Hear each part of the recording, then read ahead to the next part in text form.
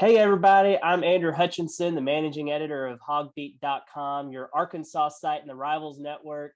And what a time to be alive if you're an Arkansas fan. The Hogs are 4-0 for the first time since 2003. They're ranked number 8, and they seem to be one of the best stories in college football. But unfortunately for them, it doesn't get any easier. They're heading down to Athens this weekend for a massive showdown with number 2 Georgia. With that, it's time once again to go behind enemy lines for some insider perspective on the upcoming game. Anthony Dasher is the managing editor of UGAsports.com, the Georgia site in the Rivals Network. He does a great job of covering the Bulldogs in all sports and was kind enough to give us some insight today. Dash, I appreciate it. How are you? Hey man, I'm doing good. Well, let's jump right into it. Georgia always seems to have national aspirations, and they're sitting at number 2 in the polls. Arkansas is coming to town, number 8, as I said. College game days in Athens. Well, hmm what's the excitement level right now down there in Georgia? It's obviously it's pretty high. I mean, had the big opener to kick off the season against Clemson. Clemson may not be quite what we thought they were going to be, going into the year, but nevertheless it was a big win for Georgia. I think everybody got to see a chance to see this defense, which I think is very good. I mean, I know people will look at the schedule and say, hey, well, Georgia hasn't played anybody. Well, same time, Georgia did against these teams what you would expect a good team to do, and that's win the games pretty handily, and and that sort of thing. But but the excitement level is very high. I mean, like I said, number 2 in the country. The schedule definitely picks up now. Georgia has Arkansas, Auburn next week, then Kentucky before the game with Florida. So for anybody who may have still some doubts about how good Georgia might be, they're going to find out here pretty quick. Starting Saturday afternoon at noon here in Athens. Yeah, I know one reason I think that a lot of people nationally maybe were really high on the Bulldogs coming into the season was because of the Mhm. fact that they do have JT Daniels at quarterback. I know he had some injuries earlier in the season, but what kind of year is he having so far, and is he living up to the hype? Well, against Clemson again, I hate to say it, that JT had an off game, and he was maybe as crisp as he should have been, could have been, but Clemson's front seven is also very good as well. They caused some problems. He came back, the following week. Unfortunately, he had suffered an oblique injury, and that kept him out of the UAB game. But he came back against South Carolina, played very well, and played extremely well. Last week at Vanderbilt played for 2 quarters. They took him out of the game in that 62-0 rout. But so far, he's done, I think, pretty much everything they've expected him to do. He's not a guy who's going to beat you with his feet. I mean, he moves around good in the pocket and that sort of thing. Gets rid of the ball very, very quickly. That's probably one of his biggest strengths. He can make all the throws. I mean, intermediate, short, long.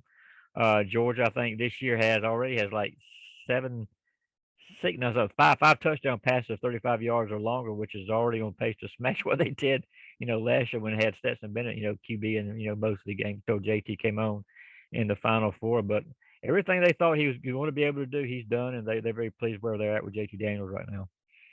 And it seems like Georgia always has a multiple super talented running backs every year. What's kind of the scouting report on this year's backfield, and how many different guys should Arkansas expect to see? Yeah, as many as five. I mean, they've got five guys.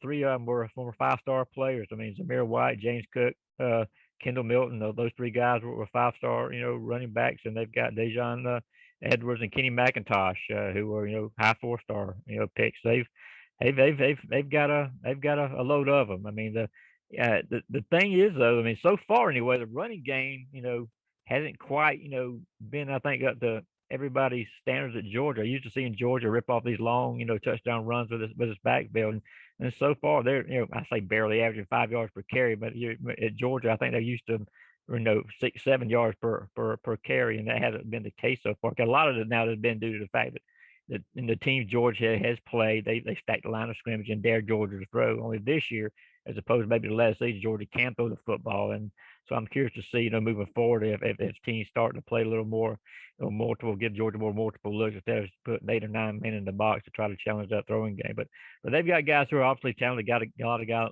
experienced players, and but they still want to get the running game going a little bit better than what it's been so far. And I know Georgia suffered a blow back during the spring when George Pickens went down with the Mhm. ACL injury.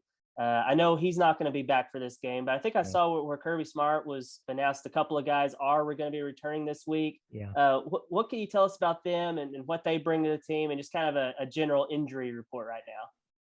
Well, the biggest name, I guess, is going to be tight end Darnell Washington, who Arkansas fans got to see his first game last year in Fayetteville. He's 6'7", 275 pounds. Tight end, can run, can catch. He's a tough guy to handle in coverage.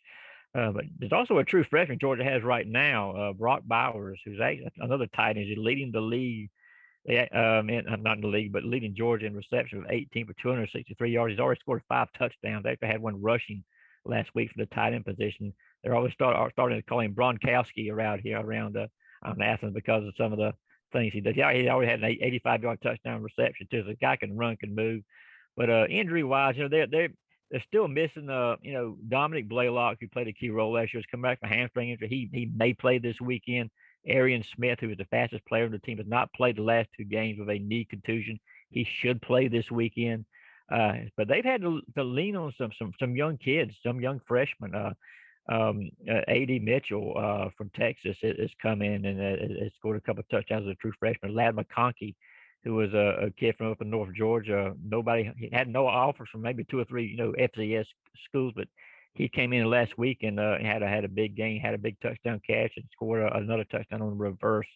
They've got Jermaine Burton, who scored a couple of touchdowns. He's a good deep threat, and they throw the ball a lot to the backs. I mean, James Cook is and Kenny McIntosh both are definitely threats to get the ball a lot out of the backfield. So, despite the fact Georgia does have some injuries, they've been able so far to fill those gaps with some other young players. Now let's talk about this defense. I Yeah. don't think the Bulldogs have given up but one offensive touchdown through their first 4 games, and even that Mhm. was in garbage time. Yeah. What makes this defense so good? Wow. Start up front, and it starts with Jordan Davis. I mean, Jordan is 6'6", 340 pounds, and the man can run.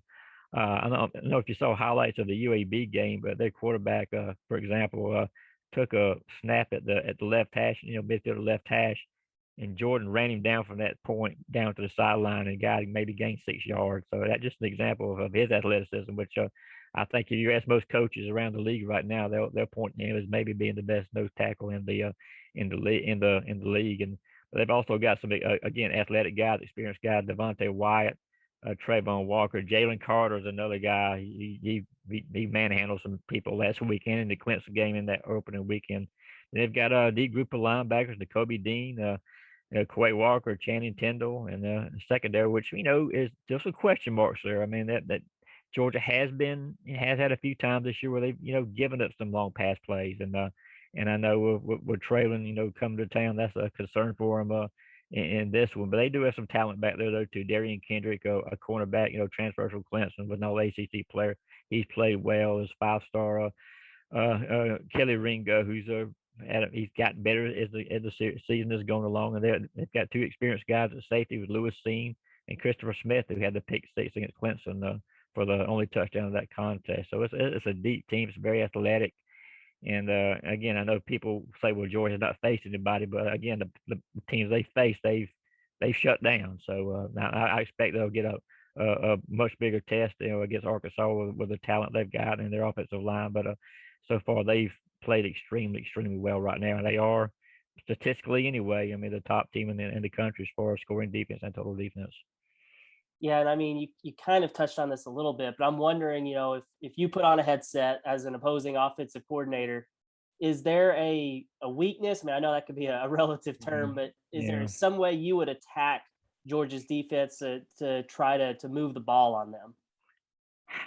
I would spread it out as much as possible, but the thing is, with Georgia, they are so fast. I mean, you may get a play to the perimeter and be met at the line of scrimmage by somebody like Tyndale or one of the 2 safeties. I mean, the speed is just out of this world. It really. I'm trying to think of a good adjective, and I don't mean to sound like I'm just saying this defense is the greatest of all time, because it's not. But I mean, the talent that's on the field right now, they've done a great job recruiting, and all these guys can run, and that's, to me, that's the biggest thing that makes it hard for teams. And right now they're able to get a lot of pressure quite often with just 3 or 4 guys rushing the passer. So but that's just something they just been very adept at doing it is whatever offense they face, they've been able to have an answer for it. And I know we've talked about Sam Pittman before, I think, but Mm-hmm. how do people down in Georgia kind of view the success he's having, and how are they watching and Oh what he's yeah, doing at Arkansas? they love Sam Pittman. I mean, I don't know how many people that on our message boards, man, were saying, man, when Georgia, if Arkansas wasn't playing Georgia, it'd be root for Sam Pittman. We love Sam Pittman, and even Georgia's players today who were around when Coach Pittman was here, man, to a T, they love him. I mean, he was just was such a leader for that offensive line, and just as you well know, just a great guy to be around. And I know Coach Smart absolutely loves the man to death, and I know the feelings of mutual with Sam and the time he spent here at UGA. But no doubt he's probably the most popular opposing head coach that Georgia fans have I guess gravitated to in a long time. They love Coach, but don't know how much they love him now if Arkansas comes in and wins the game. But still they really respect what Coach Pittman did here. But they also, I think, when they're not playing Georgia, they're really rooting for him there in Fayetteville. And finally, I know Georgia, I think, open is like an 18 or 18 and a half point favorite this Mm-hmm. weekend. It is a noon kickoff, so I don't know how much that's going to impact it. But you don't necessarily have to give a score prediction here. But I'm wondering how you kind of see this weekend's game playing out. Maybe what are the keys to the game? Well, I know that Jefferson and Traylon are a little banged up. You can correct me if I'm wrong, but they're going to play. I know Coach Pittman said that yesterday. I mean, how are they going to be 100%? If they are, then they're going to create some problems. But again, playing at home, Georgia, I don't. People talk about the noon starts and teams, sometimes being slow reacting. I don't think that's going to be a problem. Georgia was pretty ready last weekend against a Vanderbilt team, which there may be some high schools in the country right now that can beat the Commodores. That's a bad football team that they played last weekend. But I think Georgia will be ready. I think Arkansas will be ready. But playing in Athens, I think is going to be tough. I'm not sure if Georgia will win by 18, but I do think they'll win the ball game. But Arkansas is a team that's got a lot of great respect for them. There's the defensive line, the transfers they brought in have really made a difference, and that's going to be a struggle for Georgia's running game again to kind of get going against that group. But JT Daniels again though so far has been on point, and they've got enough weapons I think, and that defense. I mean, I think they're gonna be able to lean on that pretty well and come out with a victory. Well, that's all I got for you, Dash. Thanks again for giving us some insight on the Bulldogs. And as a reminder to everyone listening, kickoff is scheduled for 11 a.m. Central, noon Eastern. You can watch it on television on ESPN. And if you're watching this on YouTube, be sure to hit the subscribe button so you can always see these Know the Foe interviews, as well as press conferences, practice clips, recruiting videos, and much, much more. And as always, be sure to check out HawgBeat.com for all of our coverage on all things Arkansas.